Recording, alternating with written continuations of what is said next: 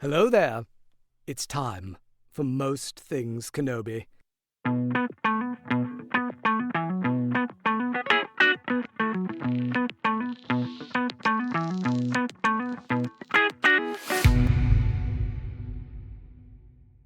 Hi everyone, welcome to another episode of Most Things Kenobi, a podcast about Obi-Wan Kenobi and all things Star Wars. I'm your host, Lauren. And I'm your host, Leanne. This week we're going to continue our series on the Geonosian arc, but before we do that, we have some housekeeping. Is it housekeeping? Yeah, housekeeping. It's housekeeping. Items. It's technically housekeeping. It's like, what is the phrase? It just stroked out for a second. Don't worry about it. It's we fine. have news. Yeah. There. Ta-da! We've derailed already. It's great. 40 seconds in. Classic. Yes.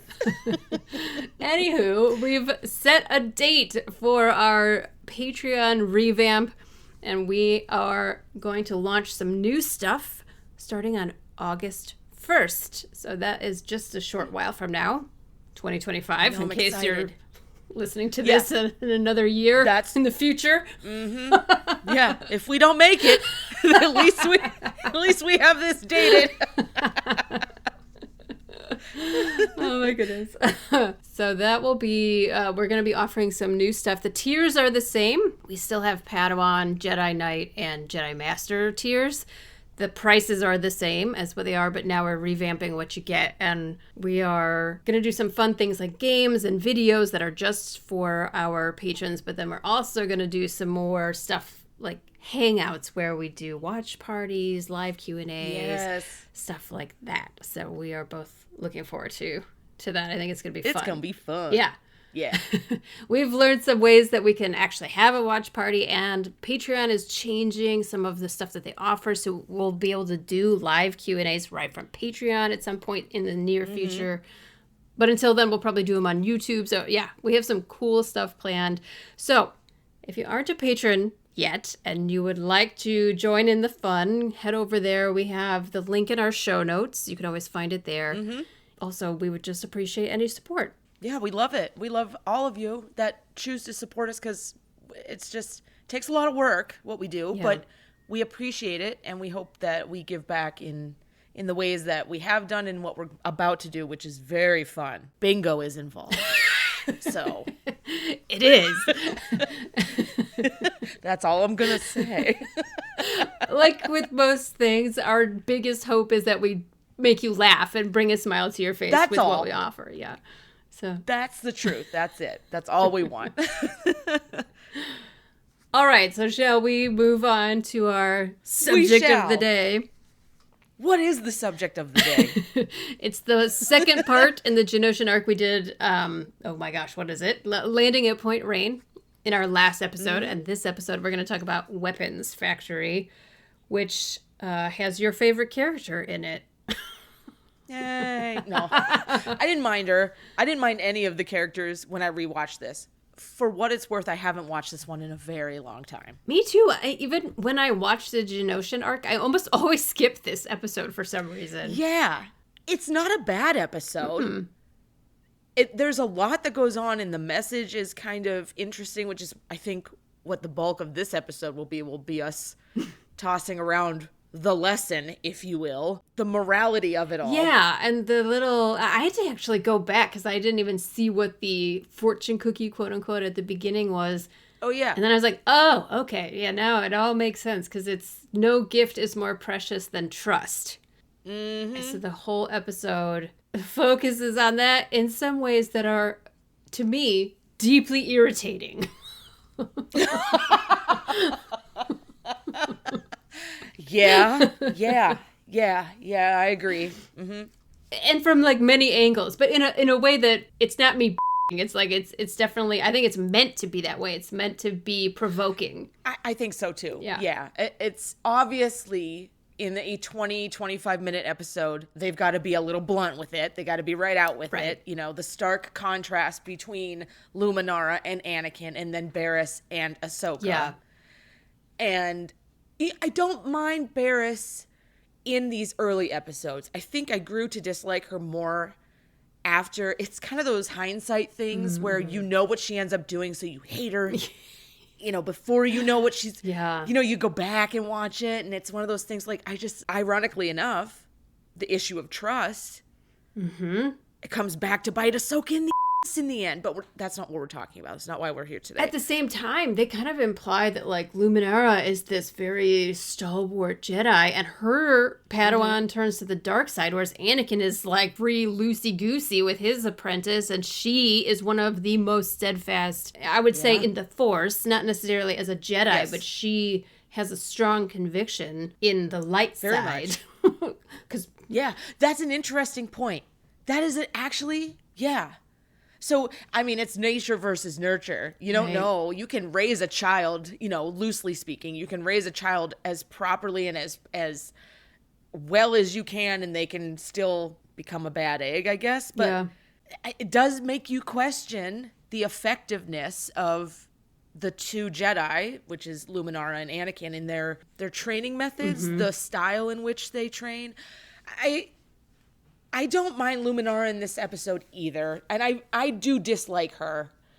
She's just not my style of Jedi. Yeah. That's all. She's 1 degree away from Kiari-Mundi as a stick in the mud. But it's kind of given that vibe. It's like any teacher in any school. They're all going to vary. You're going to have your favorites, the one you kind of jive with, the one you kind of have a vibe with, the one you learn the most because they're interesting.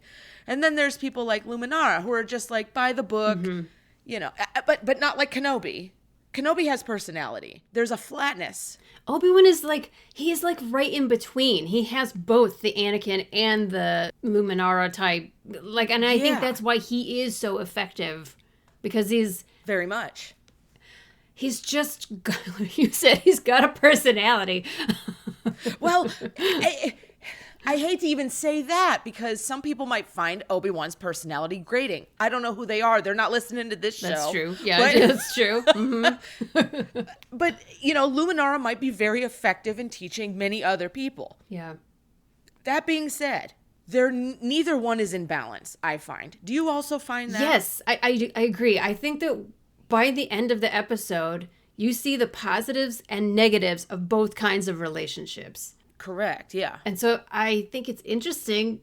I feel like the show itself didn't take a stand so much on what is and isn't the right way. I don't think you can. Yeah. I mean, we, like you brought up with what ends up happening, Luminara passes away. Anakin turns into, the most iconic Sith of all time. Yeah. In my opinion. I concur. Most iconic. He's a f***ing icon. That cape, that helmet, that walk, come on. But the Padawans are the reverse. So Yeah. It's very strange. It's such a conundrum. Yeah. But neither one is balanced. Anakin's too into saving people, and Luminara's, she made a good point. I'm ready to let go, but she was very quick to let go. I have a problem with that. She with no consideration at all of even trying to find them. Immediately was just like, oh, they're fading away. Let's go. It's like, what? Yeah, I agree. I completely agree. Did she get down? The scene where she gets down on her knees and she closes her eyes? Is she sensing for Barriss? Is that what she's doing? Is she just taking a moment to herself? Honestly, I'm not even sure. There are a few moments in this where I wasn't completely certain. Look, there's a moment with Anakin also where Luminara, it's right at the beginning, she asks him, what was that hesitation about when the Padawans walk away? And he goes, it's nothing, and turns away. What was that? Is that... Yeah, I don't know what that... Is it a moment where he's actually right in his concern? Is it a moment where he's just too afraid to let go? They didn't take a stance there either, so I'm not quite sure what... It's open to interpretation, I guess, and that's fine. Well, Luminara does say, my Padawan will not fail. Mm-hmm. I mean, she has great trust in Barriss, but she's also no. Yeah.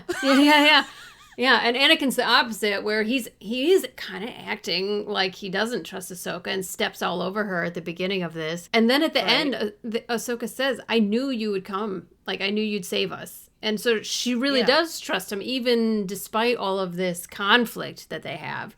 It's very interesting because it isn't like a black and white scenario. There's a lot of like gray area in there. And I like that they do this in a kid's show, because a lot of times in a kid's show they will say this is right and this is wrong and make it very binary when it comes to, you know, morality or whatever. And there's more wiggle room for this argument in this episode, and I think that's really mature. One of the many reasons why I respect this show so much. I like that they did this. Overall, it's what makes the episode, because the action is kind of like, well, whatever, they have a thing to do and they're gonna go do the thing, and they are Jedi in the between, and droids all the way, Poggle droids, and we get our old favorite the tactical, he made an appearance, tactical droid. I finally thought of what it was. That's the name. A week later, tactical droid. Yeah. Well, you know. Yeah. Right from the beginning, they immediately established the two different dynamics. You know, they have Barriss, who says, I have done exactly as you asked, Master. And then they cut to Anakin and Ahsoka, and Anakin keeps interrupting Ahsoka, and it made me so angry. It's so disrespectful. If someone does that in real life, I get so irritated. Me too. It's total disrespect. It undermines her authority with the soldiers as well. Why would Anakin choose to do this? Why would he make it harder for his men to trust Ahsoka? Because that's crazy, because they grow to trust her so much. I know. It took a natural course, whether he had an influence or not. So that just shows you the trust they had in Ahsoka and how good Ahsoka ended up being in the end, you know, separate from Anakin. But yeah, it's super irritating, and I would have just knocked him one. I mean, not as a Padawan, but no, but yeah. You know. But even so, like, their dynamic is so childish in this. It was making me so angry, because even Anakin is very childish in the way that they argue, where he's like, oh, I never actually said that. It's like, yeah, but all your actions said that you don't trust her. And she goes, no, it's fine. I totally understand. It's like, could we stop with this passive aggressive childish conversation? If there was ever a time for Luminara to say that, it was then. Yeah, seriously. I mean, she saves it for Obi-Wan. I love that Ahsoka has the nerve to speak up for herself, but the way it's done, like, they don't speak to each other with respect at all. And I find that frustrating just as much as I find Barriss bowing and saying, I am Padawan Barriss and I am here to serve. Like, I hate that dynamic also. It's not balanced. None of them. Yeah. It's too far on either ends of the spectrum of where everyone should be, in my opinion. Yes. This is just an opinion. I totally agree with you. That's why we have a podcast together. Now, right. Very true. It's just, I don't know.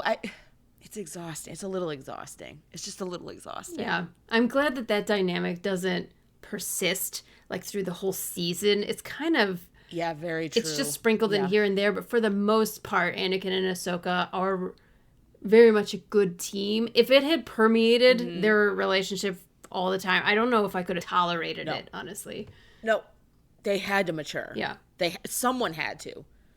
And it turned out to be more balanced in the way that Ahsoka would run to Anakin's aid at the same time that Anakin would run to Ahsoka's, you know, literally and figuratively. There's always that episode where Ahsoka is on her and a bunch of other, are they all younglings or Padawans, and they get, like, there's little baby Chewie, and there's, you know. Yes. They're hunted by the what are they called? Those snake lizard looking. Oh, yes. Boss? Yes. The Trandoshans. Yes. Trandoshans. Where was I going with Boss? Bosk. I was thinking Bosk is one of them. Yeah, is that it? Bosk. Oh, okay. Yeah. Oh. Yeah. Yeah.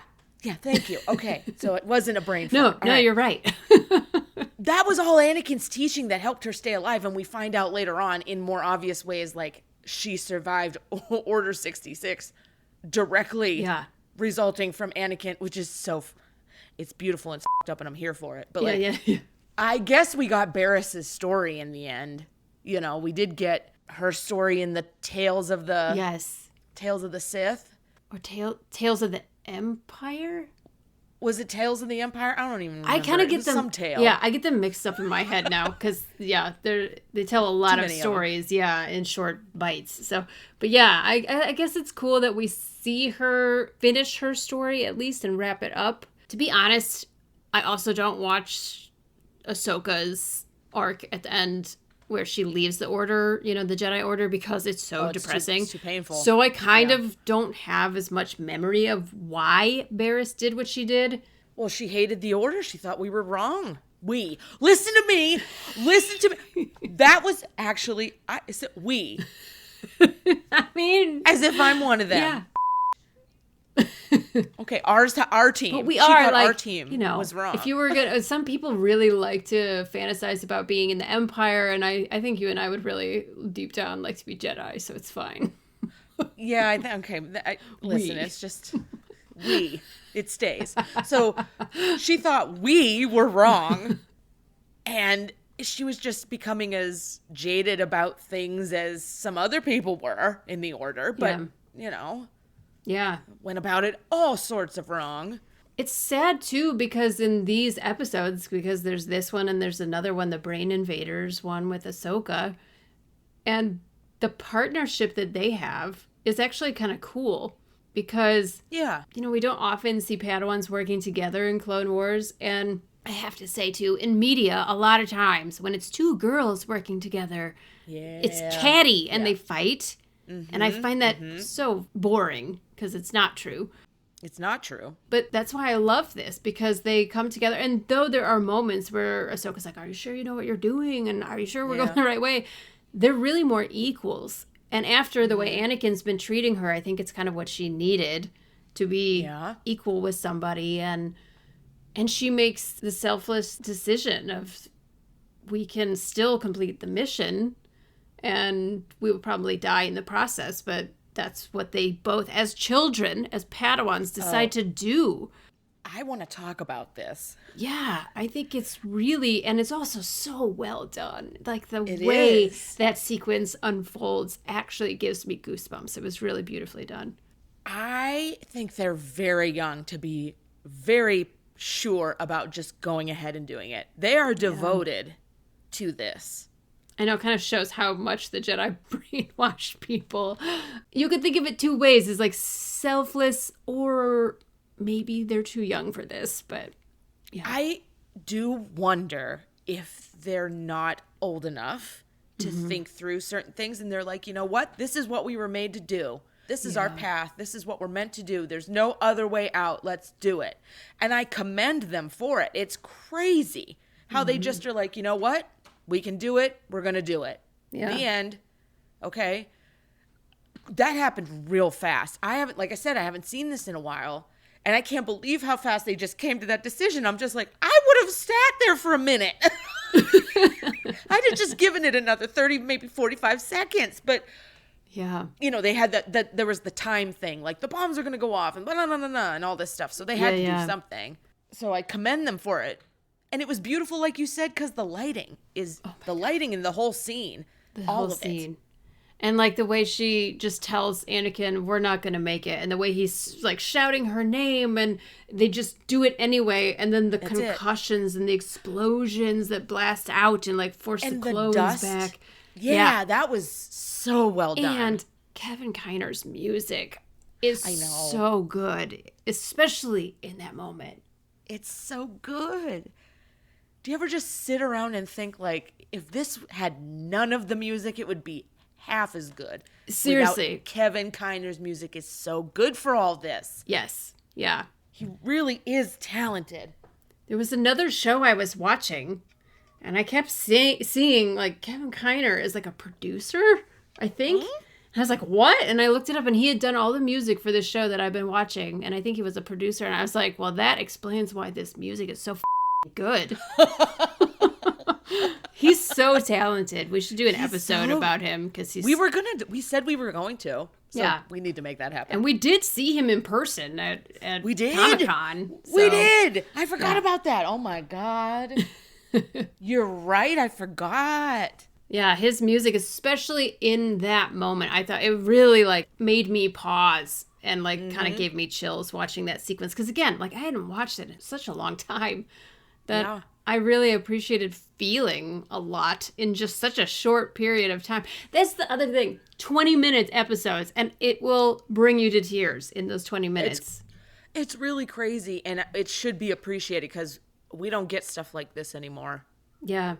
Yeah, the way they build the story, and it's sometimes, you know, especially the conflict between Anakin and Ahsoka and how Luminara is so different. It's kind of heavy-handed, but it really it's a little works. Obvious. Yeah. But they get done what they need to get done in the story. Yes. And as they build into this like major crux, it's like, oh, okay.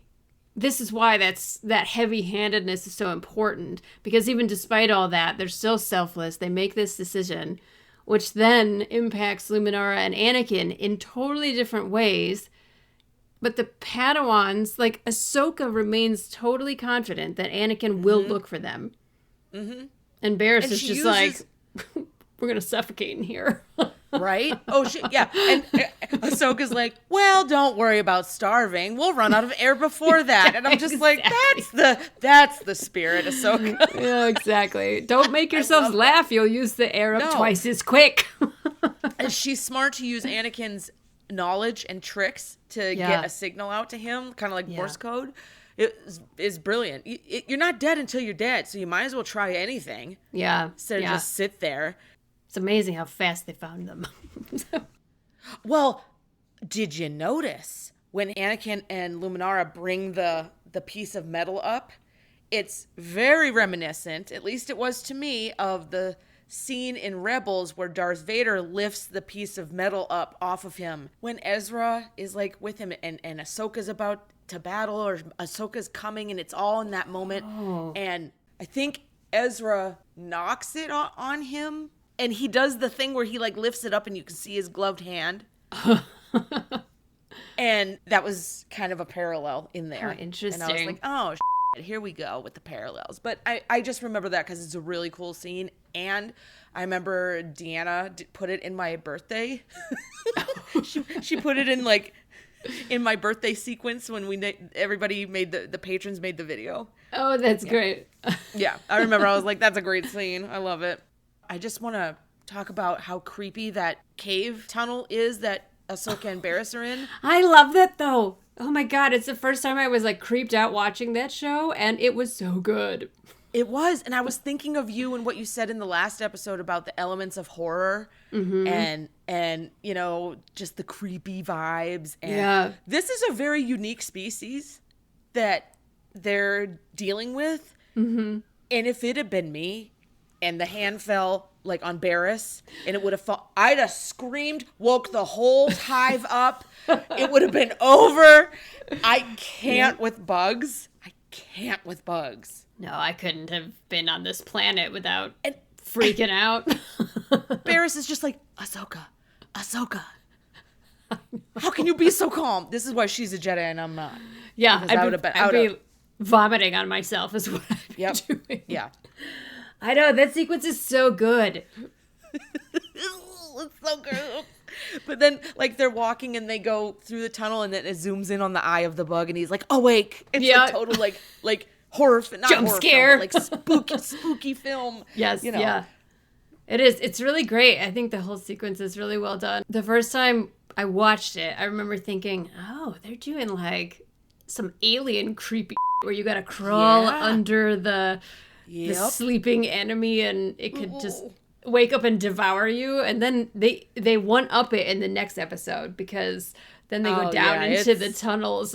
I can't wait for the next episode. I know. But did you notice, like, they fly out of those columns that are those rocky columns that are out there? I never noticed, like, I never memory banked that. Me either. They live in those things. That's really cool. I mean, for world building and creature creations, it's kind of cool. It's definitely unique. Because they seem to live underground. They have battle stations. They have temples on the surface. But then they have these catacombs down underneath. And it's kind of like an anthill, I guess, in a way.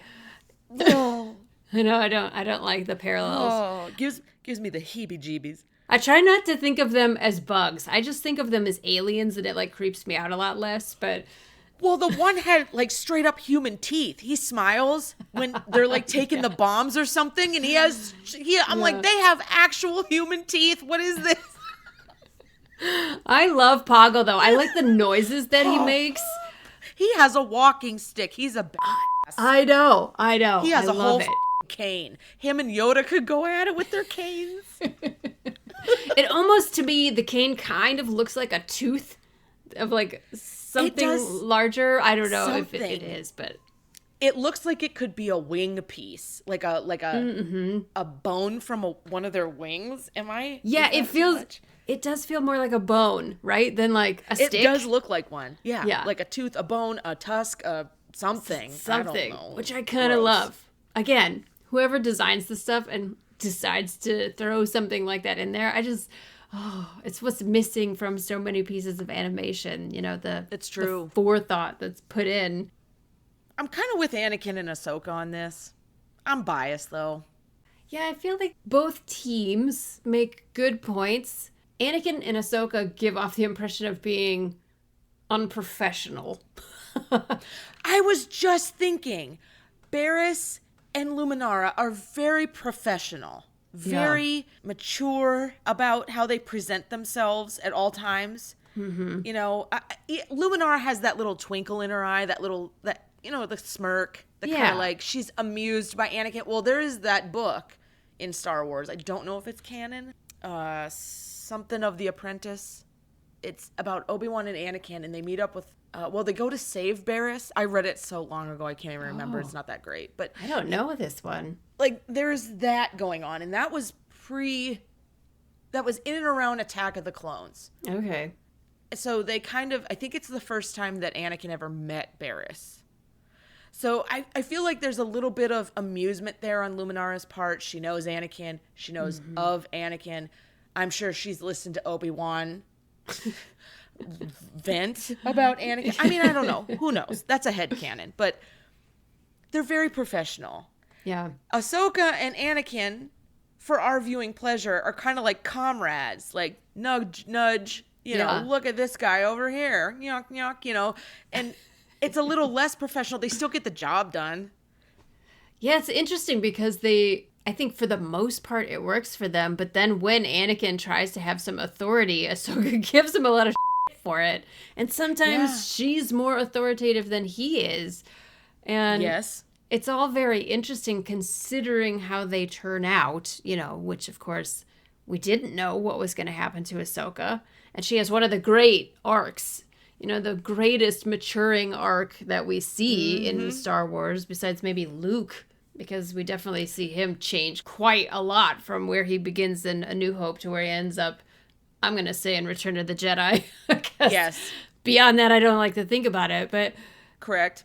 Ahsoka has this great snippy beginning and becomes one of the most mature, grounded characters in all of Star Wars. So I love her arc. I really do. I have a question for you, though. Okay. So Ahsoka and Barriss come out, and the look on Ahsoka's face, she's like blinking slowly, and like Anakin comes into the light, and she's so relieved. And I never doubted you once, you know, that Anakin says to her. Doesn't he say that to her in the Ahsoka series? Doesn't he say something to that effect, or am I making that up? Oh my gosh, I don't know. I never doubted you. I think he says it because I got a flash of that in me, and I'm like, oh my God. I don't know if they like pulled it from that or if it's just something that Anakin just exudes. Like he always trusted Ahsoka.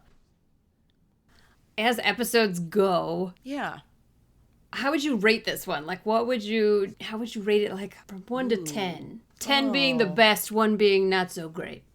I think it's a solid 6. It's like in the 4 to 6 range. Yeah, because it's really well done, but it's also kind of like, there's stuff that's better. That's where I'm at. It's visually appealing. The music is great. The lesson is intertwined, but there's better episodes. So, yeah. And also, like compared to the one that's coming up next. Oh, well, that's what I'm trying not to do. Well, and like the next one is so good. I think that's why I skip Weapons Factory, because you go from landing to point landing at Point Rain to, Yes. what is this, Yes. Legacy of Terror? Yeah. Yes, Like, that's the two one. of my favorite episodes. So yeah, Weapons Factory gets skipped like all the time because I just want to get to the Obi-Wan stuff. What do you rate it then? I would say like a 7, 6 or 7, Okay. because Yeah. I think it is really good. But to me, often, if Obi-Wan's not in it at all, I That's usually another thing. am likely to skip over it. Yeah. That's the other thing. Yep. Yeah. I'm the same. Oh, very well. On to the next.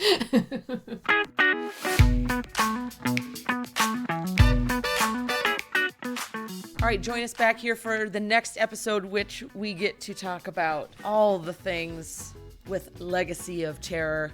We're going underground with a sassy Obi-Wan. I can't wait. He's so pretty in this. Can't wait. Oh, it's so good. It's so good. Actually, our logo, our Obi-Wan drawing, is from this episode, The Legacy of Terror. That's right. That's awesome. I can't wait. So come back. We're ready. We're ready to go. It's going to be good. Thank you so much for joining us here on the Most Things Kenobi podcast. If you'd like to support the podcast by becoming a patron, head over to the Most Things Kenobi Patreon. You can always interact with us on our social media platforms, Tumblr, Instagram, YouTube, and Threads. And don't forget to subscribe on your favorite podcast player. If you enjoy our podcast, feel free to rate us on Spotify and Apple. And if you need just one place to find all of this, head over to mostthinkskenobi.com. So until next time, my space twin, may the Force be with you. Always.